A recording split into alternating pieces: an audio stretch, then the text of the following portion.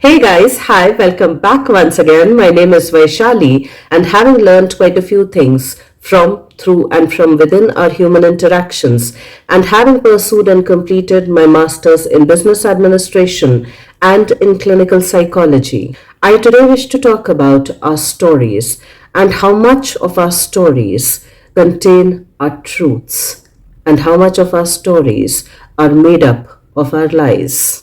How much of our stories contain our honesty and how much of our stories are made up of our deceptions. So I shared this question with 200 people to kind of gain their perspective, to kind of have their understanding. And the question went something like this. Just as a question to reflect upon, not as a moral code of conduct or anything to do with our moral values and principles. Is it easier to lie, a full-fledged lie, a half lie, a white lie, or anything in the spectrum of lies? Or is it easier to be honest and speak the truth with the inclusion of the output and the consequences? And out of the 200 people that I shared this question with, I received the responses from 150 people, which in a way already kind of makes me assume that either they were not willing to share their truth, or they were not willing to lie, or they did not bother going through the message that was personally sent to them, or it was not that meaningful and that important to them to respond to that query. Now, from the answers that I received from 150 people, 90 of them said that it's much easier to lie. There were 56 people who were in the middle and who said that it all depends on the situation. And there were only 4 people who said that it's easier to tell the truth, even when the consequences are going to be difficult, even when the consequences are not going to be pleasant. And out of the 4 of them, 2 of them even gave their reasons, specifically mentioning that they trusted themselves to be able to do hard things. And they have a solid support system in life to be with them, to be able to have their back when the going gets tough. Which in my understanding in a way is very revealing, not just about those 2 people, but very revealing for all of us as well. And here I'd also like to share that somebody had beautifully shared with me that lying is about wanting to be accepted, while as truth is about acceptance. So why do we lie and how many times do we lie throughout the day? And addressing the second question first, many researchers found that at least most people lie between 0 to 2 times every single day. And most of these are half lies, small lies, or even white lies. These lies are also called as appeasing reactions or fawning reactions or people pleasing behaviors or people pleasing lies.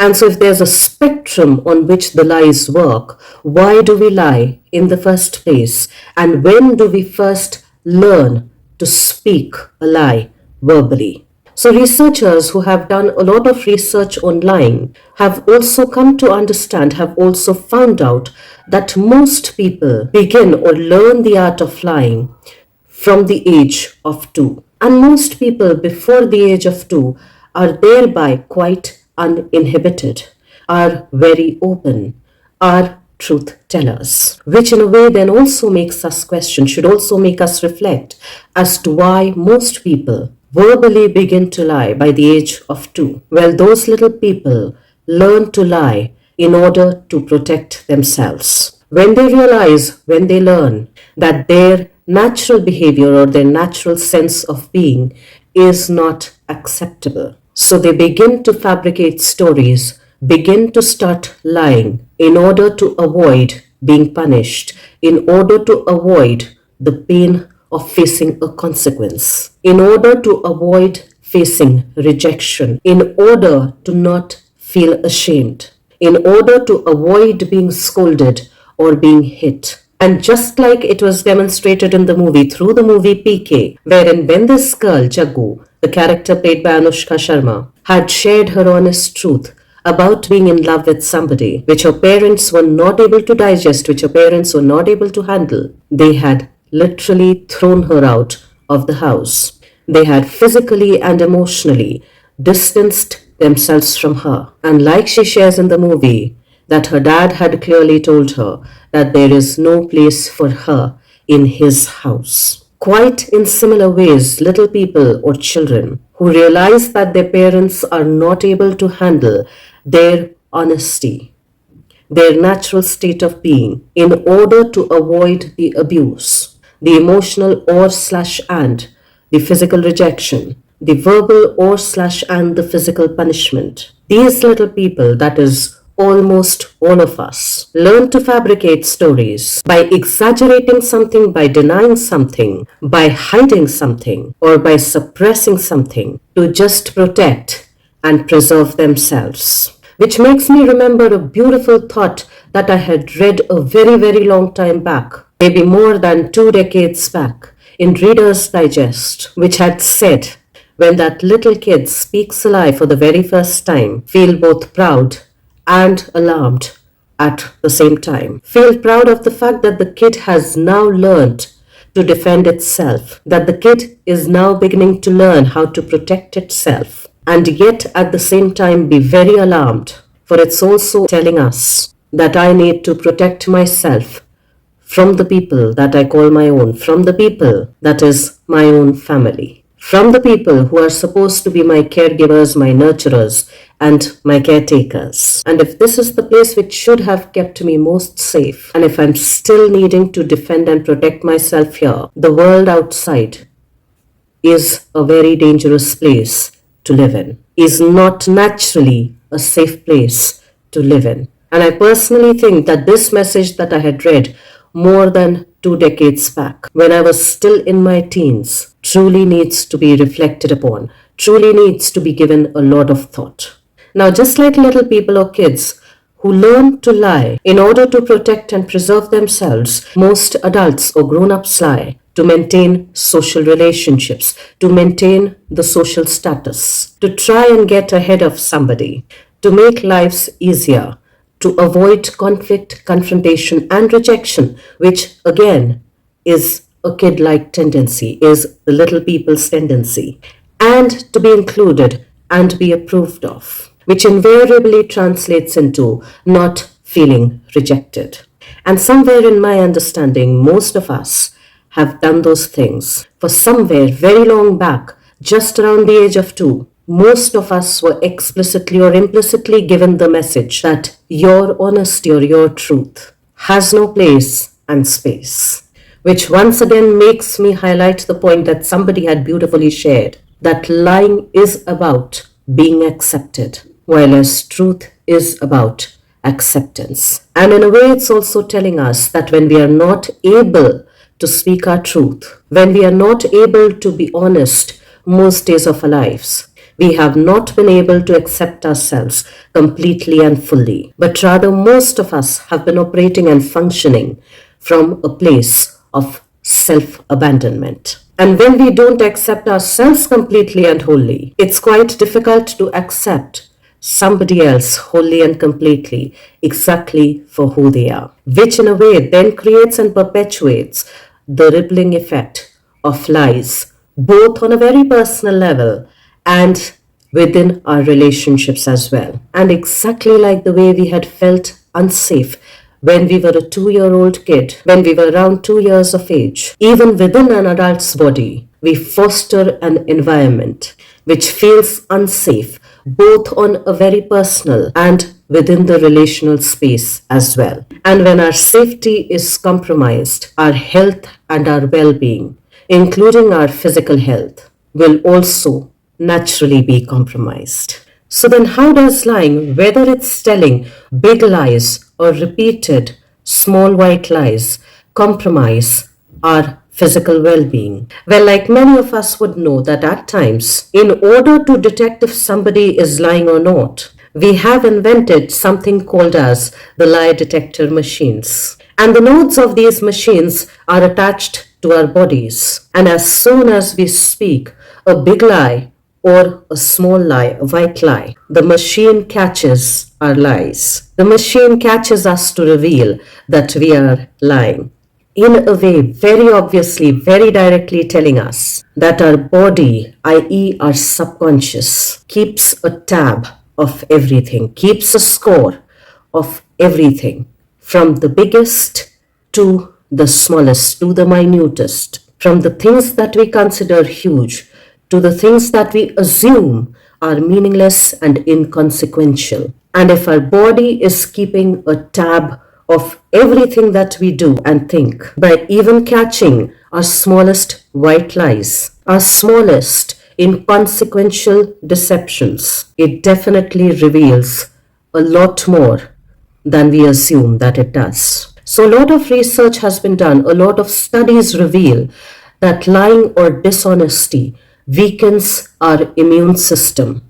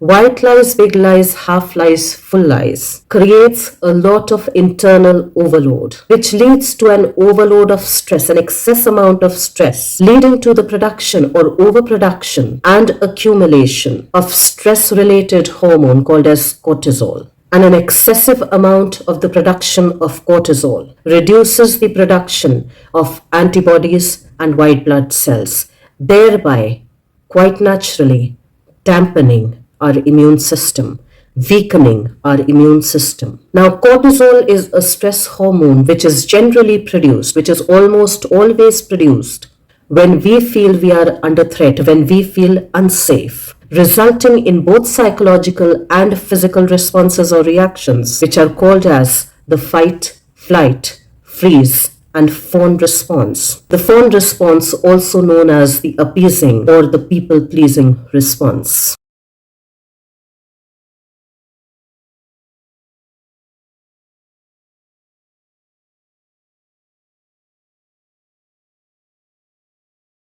The flight response, wherein we feel so weak, so helpless, and so helpless that we want to avoid the confrontation that we feel is a bigger threat to us, quite naturally also creates a distressing state within the physical self itself, within our bodies itself. The freeze reaction, wherein we repress and suppress, wherein we feel stuck and are not able to do anything, not able to take a stand, not able to voice ourselves, is also a situation wherein we feel helpless, wherein we feel disempowered.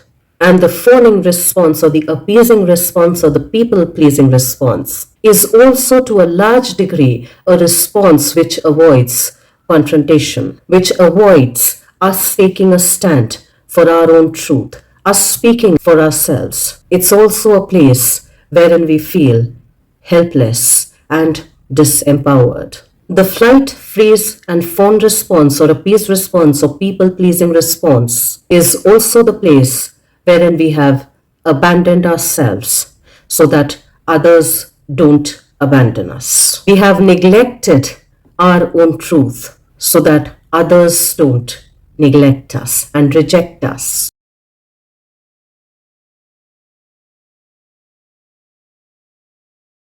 And if we have been operating on this mode, wherein we are at least telling a few lies a week, imagine the cumulative effect of it over a lifetime, over 10, 15, 20, 25, 40 years. Imagine the state of our immune system. Imagine the state wherein there is a constant internal conflict so as to avoid the external conflict. Quite naturally, if there's an internal conflict constantly happening within us, the chances of an internal repair is then very questionable. For naturally, there's a lot of wear and tear happening, but very little repair happening, both on a very internal level as well as the external level as well. And if the internal state is in a constant state of inner conflict, of distress, with a compromised immune system, it should not be surprising that we have inflamed and inflated blood pressure, that we have inflamed and inflated heartbeats or pulse rates, that we have a lot of muscle stiffness or a lot of muscle pain on most days, that we have problems with regards to our teeth and our jaw wherein it is very clenched and tight, that we have issues with regards to our gut, wherein either we have constipation problems or some other medical problems with regards to our gut, with regards to our intestines. It should also not be surprising that we have headaches on some days or most days, and that we have intimacy and sexual problems as well. In a way, we can say that lying adds a lot of distress onto our physical organs, wherein our body is in a constant state of survival, wherein it feels under threat almost all the time. So in a way, then it looks like a house that has no foundation or that has very weak foundations, that has no pillars supporting it. It looks like a car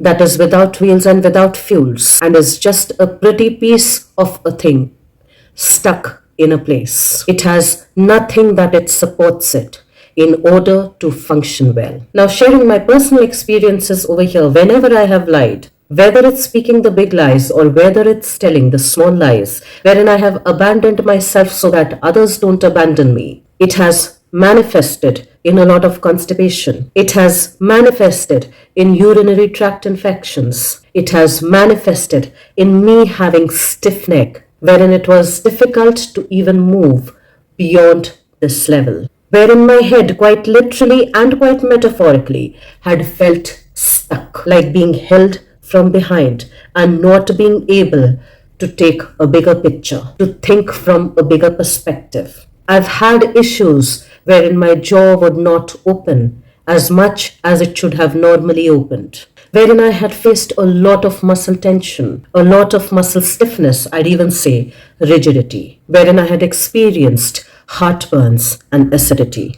All because in an attempt to psychologically preserve myself, wherein I felt that psychologically I was under threat. I had kept abandoning and rejecting my own truth. And it was only when I started journaling about it, throwing it out of my system, accepting it for what it was, sharing it with the people that I completely trusted, sharing it with my inner circle, with my support system, that it loosened its grip on me, that I no longer have felt acidity or heartburn in a very long time, that I very rarely experience the neck stiffness and the muscle stiffness or the rigidity, that I very rarely experience the locking jaw, the teeth clenching jaw, wherein I've not had a sinus problem in the last 8 to 10 years, wherein the issues of my gut have automatically resolved themselves. Because when I acknowledge, either through journaling or through sharing with some people, my truth with honesty, I'm automatically telling my nervous system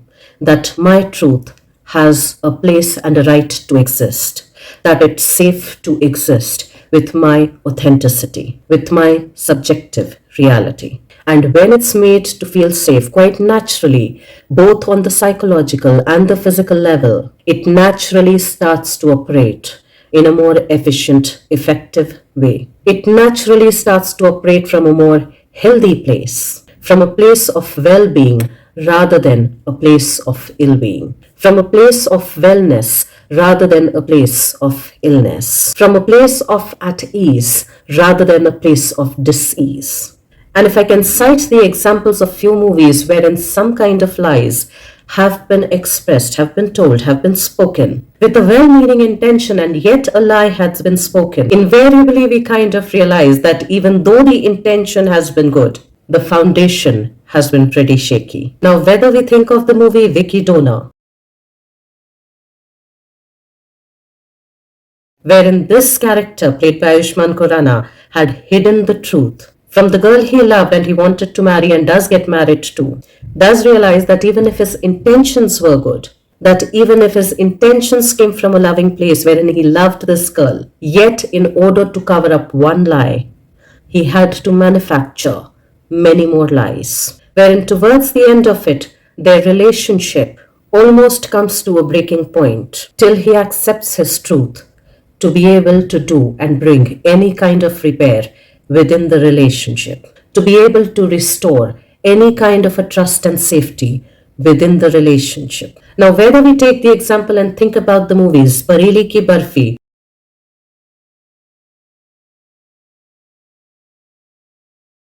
Dream Girl 2,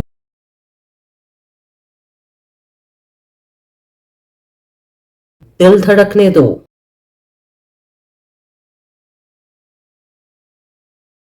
wherein some kind of a lie or the other has been told, wherein some kind of a deceit has been brought into the picture, wherein for those of us who've seen these movies, and wherein in Bareilly Ki Barfi Ayushmann Khurrana's character is trying to win the affection of this particular girl, goes on to fabricate and cover up one lie after the other. Or whether it's Ayushmann Khurrana's character in Dream Girl 2,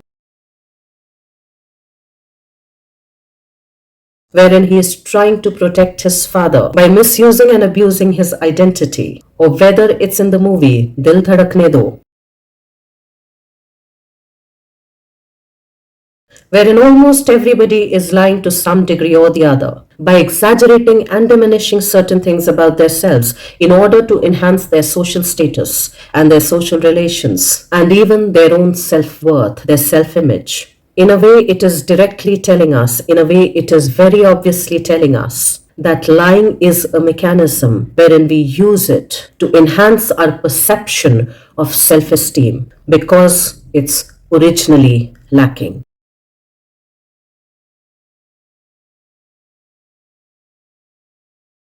Because we inherently don't have self-acceptance and self-esteem, we lie to cover that up for ourselves, for our perceived image. And in a way, quite naturally, most people do not like us for who actually we are. Most people don't even love us for who actually we are. But they like us and love us for the facade, for the image that we have created for ourselves and about ourselves. And then we wonder as to why we feel so disconnected and so lonely. Or whether it's through the movie Kapoor and Sons,